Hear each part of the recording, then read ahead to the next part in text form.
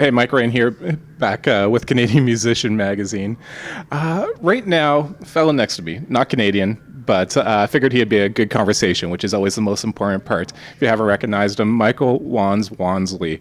Incredible story. You might have seen a TED Talk he did detailing his life story about in 2016, 3 years ago now.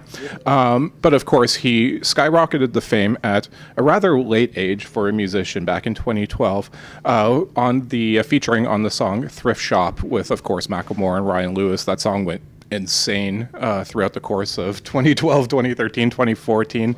Really changed his life. And but really his whole journey up until then and since then has been incredibly fascinating. He is here in Toronto today because he's going to be the keynote speaker at Dwayne D.O. Gibson's Northern Power Summit, 2-day urban music summit. Readers of the magazine, listeners of our podcast would probably be familiar with Dwayne. He's certainly a friend of ours.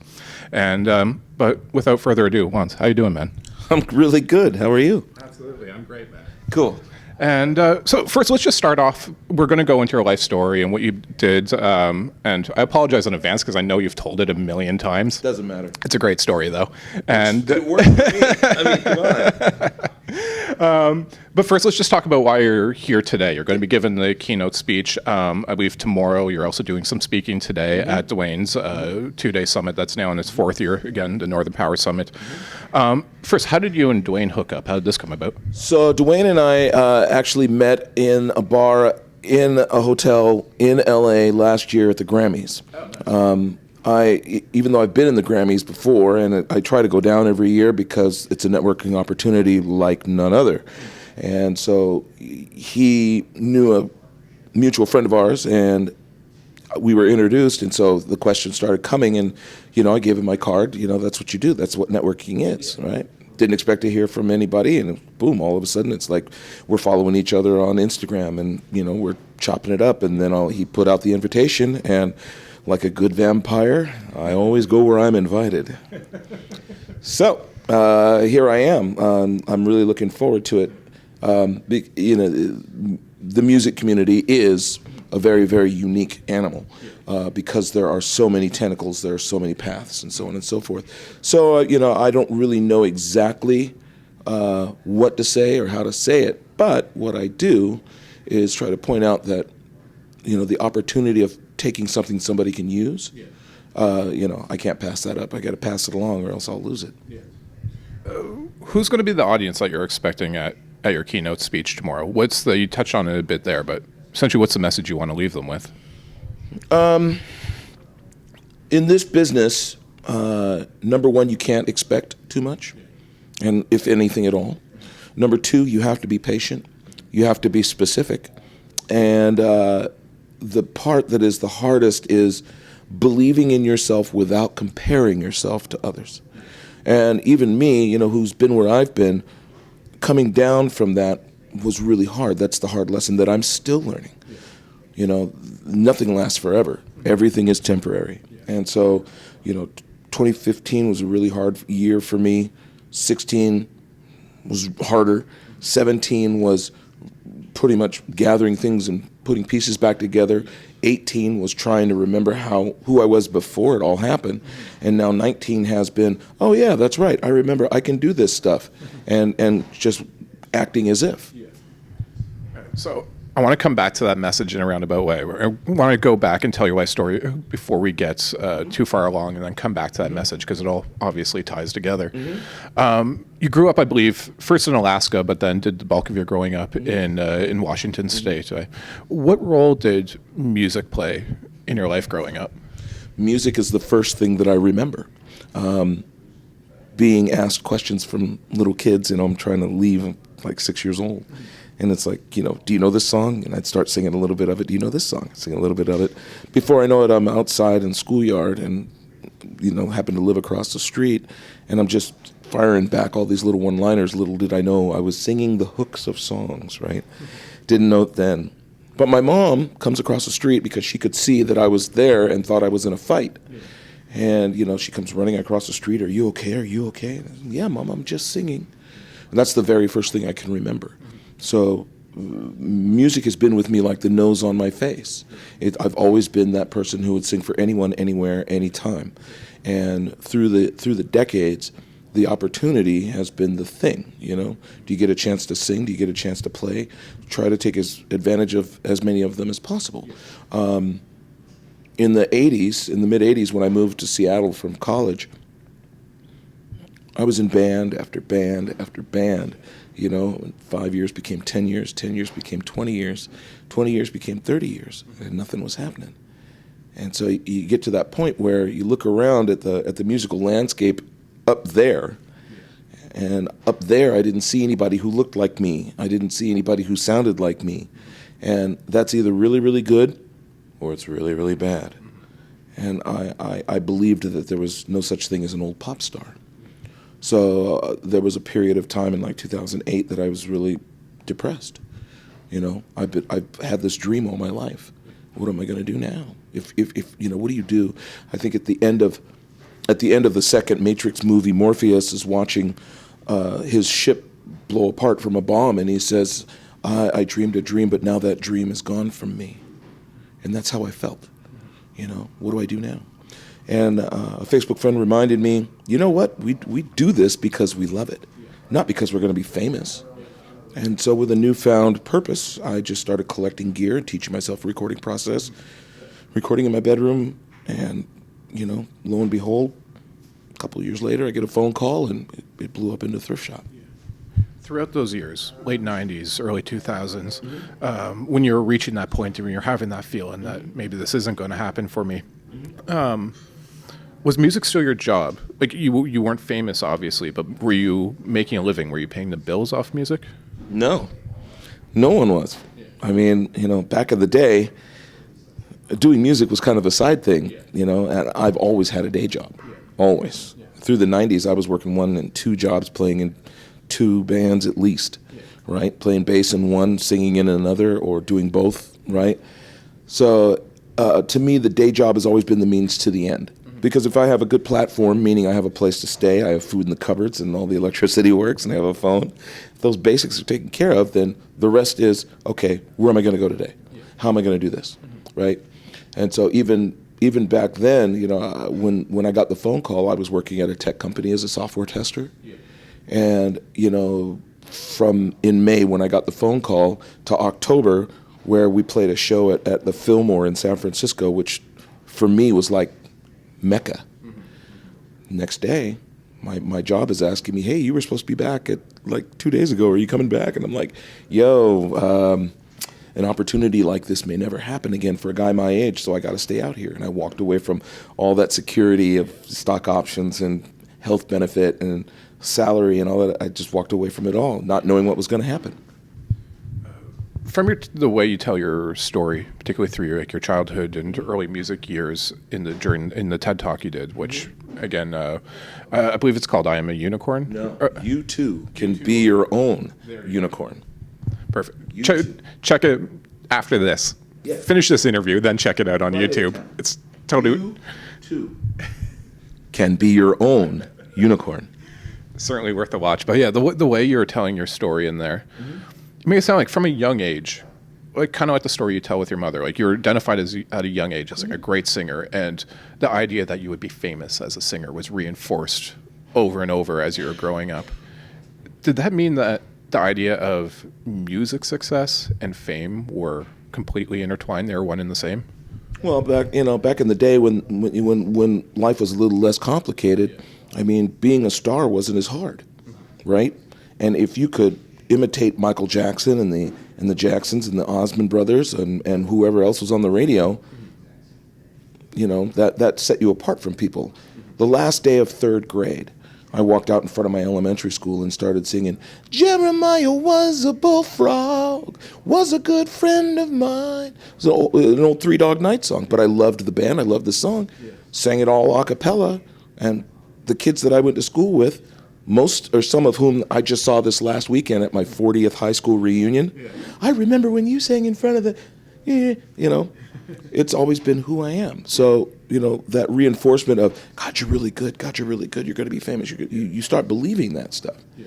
So needless to say, it's the fuel that makes you audition for jazz choir, or makes you audition for this concert choir, or makes you want to teach yourself how to play bass guitar, or teach you how to play guitar. You know, it's like, wow, I'm listening to Tom Petty and I'm learning how to play guitar because I'm seeing him play it on MTV. Yeah. And that's how I learned how to play guitar. Yeah. So all these things is just more fuel to the fire. The more things you can do, the more things you can do. Yeah. So I've always been the type that it's like, I'm always open to learning stuff, because you never know when you're going to need it. And over the years, it's like I've been able to fit in different places. I've been in a blues band before. I've been in a rock band before. I've been in a funk band before. I've even been in an opera twice. Why? Because, you know, I studied music in college, and once you learn something, it never really goes away. That's how people can tie their shoes at such a late age. Yeah. You know what I mean? Well, given that, what you became famous for is a pretty simple project. You go in, sing a couple lines in the studio. It's maybe the simplest music project you ever did, in a sense. Maybe. Yeah. Do you find any like irony in that, or is it just like, man, take it? Yeah. Are you kidding? I mean, anybody who creates knows that when you're making something, the potential is endless. Yeah. But the reality is, you have no idea, right? I got a phone call and saying these guys are looking for someone who sounds like Nate Dogg. Well, I have the reputation of being Nate Dogg of the North End. Been that way since 2000, right? I didn't think anything of it. And so when I'm sitting in the studio after meeting Ben and Ryan, and Ryan's playing the track, and I was like, okay. And Ben is standing there and he's with these words, and he's just saying, I'm going to pop some tags. Only got $20, and he's saying it to the thing, and the first thing that popped out of my mouth was, I'm going to pop some tags. Only got $20 in my pocket. Ben got excited. Ryan got excited. And so we worked it out, and poof, they popped me in the booth, right? Come out, teach me the bridge, back in the booth. 45 minutes later, they had cut me a check and I was going home. How long after that did you hear the final track? It was a while. Ryan called me, that was in May of 2012, and then in July, I think it was, Ryan hit me up about being in the video. Yeah. And I'm like, cool. They sent their manager to get me, and the manager took me to a store and bought that wonderful suit that everyone knows, the creamsicle suit. It's not orange, it's not pink, it's creamsicle, okay? So all of a sudden, I'm thrust in front of a camera like this one, and I'm looking around going, who's going to be in the shot? Oh, no, we want you to sing the hook. Just you. All right. 4 takes later of messing up, Macklemore sticks his head out from behind the camera and goes, you don't remember the words, do you? And I'm like, no, because I'm used to rappers paying me in cash, and I never see them again. This, now you're asking me to perform this? Really? And what you see is how it went. I've said it for years. You're gonna mess up. You're gonna put me in front of, like this. You're really gonna put me in front of people with a microphone? Really? Okay. Because I've always been a performer. Yeah. That's who I am. So in that sense, it was all natural. Now I didn't expect the reaction, right? It was just another thing. Yeah. So I always tip my hat to the people who love Thrift Shop. Yeah. Because of you embracing Thrift Shop, because of you singing it and spreading it and having fun with it, that became the vehicle for me to live out things that I'd dreamed about since I was single digits. Yeah. So it was simple, yes, but I always say it's a 3-part problem. Mm-hmm. Without Ben's words, Ryan's music, and my voice, without any one of those 3, the song would have been Who Cares? Yeah. When did you first have the realization that, like, oh shit, this is turning into something? The day that it dropped. I'm sitting at my desk at my day job, and I keep hitting refresh and watching the numbers like increase. And it wouldn't be a big deal, but it was the amount that they were increasing by that was like, what the actual hell is going on? And when that was happening, I go to another screen and I open up videos, other videos, and I saw Other Side, and it's like, okay. And then, and we danced, okay. And then I watched Victory Lap. and it's a bunch of live footage, right? Showing, jumping into the crowd and being on stage. And one of the shots is Macklemore standing at the front of the stage in Key Arena, which is like the big arena in Seattle. And it's for a summer festival, the end of summer festival bumper shoot. And I see all these people. And I remember when it happened, sold out. Everybody was talking about it. And then here it is, and it's in this video. And I look at the screen where the numbers keep going up, and I looked at that, and I just leaned back in my chair and went, uh-oh, that's not good. Why that reaction? Why not good? Wouldn't you be like, oh yeah, now I'm cashing in? No, it's the possibility, right? Anytime an opportunity comes, there's no guarantee, right? So, oh, that's not good was in the sense of, okay, right, what did I get myself into? What the heck is this really? And so in the subsequent days and weeks as I was pushing it out to my friends, and my friends were hitting me back going, do you see this? Do you see this? I mean, I still get, memories come up in Facebook. Remember when it had only 20,000 hits? And it's like, it's over 1.3 billion right now, right?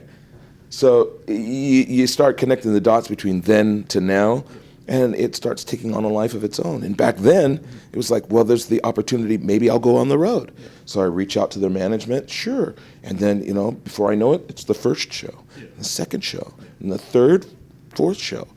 And at the end of the fifth show, I'm being asked to join the tour. What does this all mean? I don't know. All the way up until that infamous show at the Fillmore. And the next day, when I'm depositing my first tour check, and I'm being asked, when are you going to come back to work? And it's like, wow, do I go back to that security that I've had, or do I go for what could be an experience like none other? And it turns out that I made the decision that led me to every single dream that I've ever had. Musically speaking, every single one of them came true. Yeah. I know we don't have a ton of time, so I'm going to fast forward a bit into 2 years after that, it's starting to wane. Songs have a cycle, other things come and go. You're starting to have that realization that, this has been amazing, opportunity and experience of a lifetime, you say, but it's not going to turn Wanz, the solo singer, into a star. What did that experience in the years after it, everything that led up to Thrift Shop, the height of it, all that came with that, and then the come down from it, has it all reframed how you view fame and success? You know what I mean? So, everybody will talk about the come up, and they tell you what it's like getting there. I can't wait till somebody talks to little whatever his name X is in Old Town Road, and he's starting to get legs. I just saw earlier today that there's another single and stuff. Third Matrix movie has a phrase: everything that has a beginning has an end. And I've spent the better part of the last 6-7 years, right, living the reality of everything being temporary. So when the switch started coming on tour that we weren't doing Thrift Shop in the set and then as an encore, now it was doing Can't Hold Us in the set and the encore. And that's how I knew that things were changing. Great. So having never been there before, I kind of paid attention. And I wasn't going to break out and say, hey, what about me? Hear stories about people like that all the time. And ego will kill you. It's a good thing, but it'll also kill, it'll kill anything. But that started, I don't know. I've never been here before. What do I do? How do I do this? How do I navigate this? And that's what 2014 to 2016 was, in 2015, it's like, the song had done pretty much everything a song could do. I realized that there's no reason really for me to be touring anymore, so I went and got a job. And back to, I was fighting it tooth and nail. I don't want to be where I was before all this happened. But in 2018, I had to come to the realization that I was exactly where I was before it all happened. Now I have a Grammy and a Diamond Award. I have 2 awards that less than 2% of the musicians on the planet don't have. So it's a kind of a weird little mind game that you play with yourself. What does that really mean? Was it a fluke? Well, maybe if it was a fluke. How did I get do I really have these abilities? I've tried to figure that out. And I can tell you this, what I've learned is that self-confidence is a very fragile thing. When you're dealing with the 4 inches between your ears, it's the most dangerous place on the planet. Because if you believe what you tell yourself, you're really good. Or you suck balls. Or nobody cares. Or this is really good. Or people will like this. And then when they don't, you're disappointed. So the enemy in the come down is the expectation for me. Expectation is the boogeyman for me. And so I've been doing some work in a 12-step program and other things, psychologists, psychiatry, to learn how to not have expectations. Because if you don't have an expectation, if you don't expect that the sun's going to be out in the morning, then you're not disappointed when it's raining, right? Or if you want it to rain, you're not disappointed that it's a bright, clear, sunny day. If you think that he or she is going to say yes and they don't, you're not disappointed. Because in that's the enemy. When you think something should be a certain way and it's not all of us handle it very well. So, the lesson in the come down is real is what it is. It is exactly what it is. So be honest with yourself. I mean, I wear a pendant that says truth so that I remind myself that, just because of what I see, even this interview, it doesn't mean anything. It doesn't mean that, the right person, what's going to happen if Tegan and Sarah or Drake sees this and they're going to reach out to me and want to do a collaboration? Well, that would be great. That'd be awesome. But there's no guarantee it's going to happen because everything is temporary. Everything is temporary. Have you thought about the fact that if it was going to happen that way, if it was going to be this quick peak and then come down, were you better prepared for it, better just equipped as a person to deal with that at 51 than if it had happened at 25 or 31? Definitely. I mean, in the early 90s, in the late 80s, early 90s, when Soundgarden and Mother Love Bone, who became Pearl Jam, these are guys that I used to hang out with and drink with. We were friends. So to see them, Alice in Chains, when they started going out and doing it, that was more fuel to my fire. But over the subsequent years, with Andy Wood overdosing, and Lane Staley overdosing, Kurt Cobain overdosing, back then, at a younger age, when I was drinking and smoking and living like there was no tomorrow, I don't know if I would have been able to handle it the same. Having gone through a bunch of shit, it changes you. They have a saying that says, if you get lost 5 miles in the woods, how far are you going to have to come out? 5 miles. But the experience is what changes you. And if you're paying attention and you learn from your mistakes, then you're not tripping over yourself and making the same mistakes, hopefully twice. You're not coming, I could never figure out how come I'm always coming to a dead end. I've been looking for producers, songwriters, anybody who can get me back to where I was, or at least on that path. And yet here I sit, right? Fate has led me to Toronto because of an opportunity that I didn't even know was going to happen last year, talking to a guy in a bar, right? You never know what's going to happen. So don't pretend like you do, because you have no idea. So, I'm making this up as I go. Everybody is. It's just, what kind of front do you want to put on it? I've got this. Those are the people that you watch because you can't wait for them to fall down. And me, I'm just, I'm just doing what I do. And whatever happens, happens. Thrift Shop wouldn't have happened if I hadn't answered a phone call. It's that simple. To bring it back to the keynote you're going to be doing, and now in light of all we've just been talking about your life story, there's going to be a lot of young artists in the room. There always is at things like this who are talented, who've been told they're talented, and who have visions of fame like you did as a. That in common. Yes. Mm-hmm. And you, maybe more than anyone, or as good as anyone, realizes that talent isn't all it takes to make it in this business, to find fame and commercial success in that. There's a lot of intangibles and stuff out of your control that all have to fall into place. All you got to do is look at the top 30 songs on the charts. Not all those people are talented, right? And the people who have had longevity, like Taylor Swift, Ariana Grande, right? They have people around them that help them. They don't do it for them, because ultimately when you're in the booth and things are rolling, the performance is going to come out how it comes out. but then what to do with it. And this is the thing that is hardest for artists to learn. Just because you create something doesn't mean that there's going to be an audience to consume it. So you have to know who your audience is. You have to understand what the vibe is. When you tell your story and through song, if you're talking about slip-on shoes to people who are having trouble tying theirs, how are they going to relate to you, right? This is my problem. I'm in my mid-50s. How am I going to relate to somebody who's 25 years old? The world is different. But I've been 25 years old before. So you look for these commonalities and you write accordingly. And I think that's the beauty and the skill of songwriting. You tell a story that other people, no matter how old or young they are, can relate to. Because the human experience transcends everything. It happens everywhere, all over the world, all at the same time. Thrift Shop taught me that. I remember we were in Denmark, and I'm talking to a kid outside of the show before the show starts, and she goes, "I'm just so disappointed." And I go, "Why?" She goes, "Well, we don't have thrift shops here."